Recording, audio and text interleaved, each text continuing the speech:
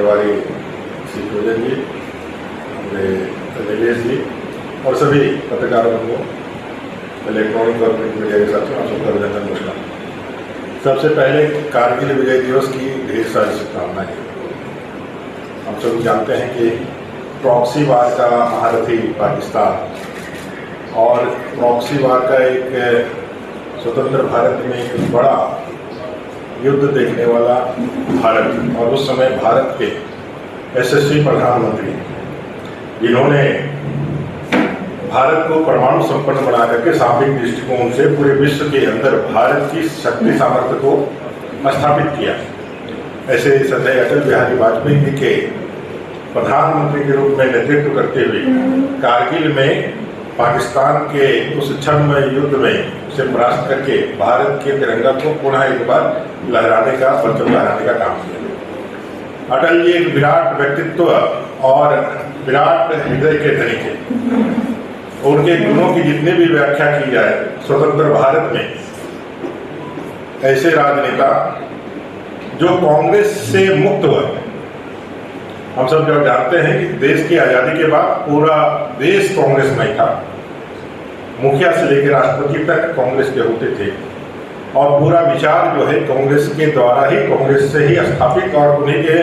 दिखाए रास्ते पे चलता था। ऐसे समय में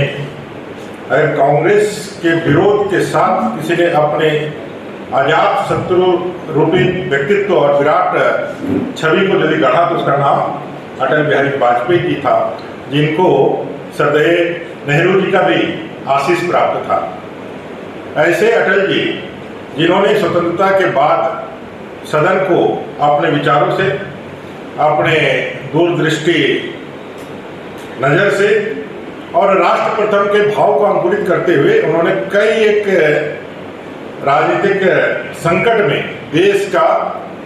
पक्ष और विपक्ष के भाव को त्याग करके देश के साथ खड़ा होना हमेशा से अपना प्रथम दायित्व समझा। और आप सब लोग ने देखा है कि जब विश्व पटल पर भारत का जब विचार रखने का विषय आया था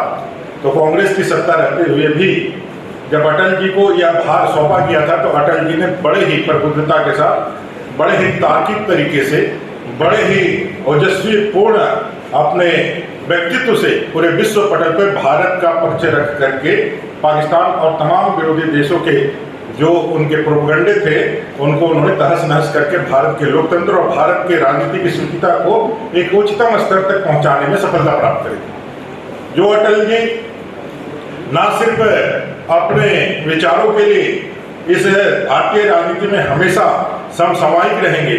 वहीं जब उनको पहली बार देश के अंदर गैर कांग्रेसी किसी भी दल के, गठबंधन दल का ही क्यों ना हो, 5 साल तक के प्रधानमंत्री के रूप में शासन का जिनके पास अनुभव रहा है, ऐसे अटल जी का नेतृत्व में हमने कारगिल दिवस विजय दिवस आज मना रहे हैं। इसी परिप्रेक्ष्य में झारखंड में जो घटना हुई है 2 दिन पहले झारखंड के कैबिनेट के द्वारा, वो पूरी तरह से निंदनीय है। पूरी तरह से राजनीतिक शुचिता और मान और मर्यादा को पूरी तरह से रख करके किया गया एक राजनीतिक छल पूर्वक, कपट पूर्वक किया हुआ कृत्य मात्र ही है। अगर प्रशासक के रूप में अटल जी को देखा जाए और झारखंड के प्रति उनका जो लगाव है उसको अगर देखा जाए तो आप सबको मालूम है कि झारखंड का आंदोलन तो आजादी के पहले से चल रहा था। हम झारखंड की संस्कृति, भाषा, आचार विचार, यहाँ के जो हमारे जीन में, जो हमारे संस्कृति में, जो हमारे रग रग में जो काबिज है, उसके लिए हम लोगों ने 1855 से हूल क्रांति हो, हमारे सिद्धू कानू, फूलो झाड़ू, चांद भैरव, तिलका मांझी जी हो, या फिर हमारे बिरसा मुंडा जी तक, आजादी के पहले हम लोगों ने हमेशा से इस राज्य के और इस भारतीय संस्कृति को हमेशा से अक्षुण्ण रखने के लिए अपना सर्वस्व निछावर करने का काम किया है। आजादी के पहले से अलग झारखंड का मांग चलता रहा है। जयपाल सिंह मुंडा से लेकर के कई एक नेताओं ने, शिबू सोरेन जी ने भी, गुरु जी ने भी उस आंदोलन को आगे बढ़ाया, लेकिन वो आंदोलन सिर्फ और सिर्फ आंदोलन तक ही सीमित था, वो लक्ष्य तक पहुंचने का काम नहीं किया था। और जब ये आंदोलन चल रहा था उस समय सत्ता किसकी थी? कांग्रेस किसकी? आप सबको मालूम है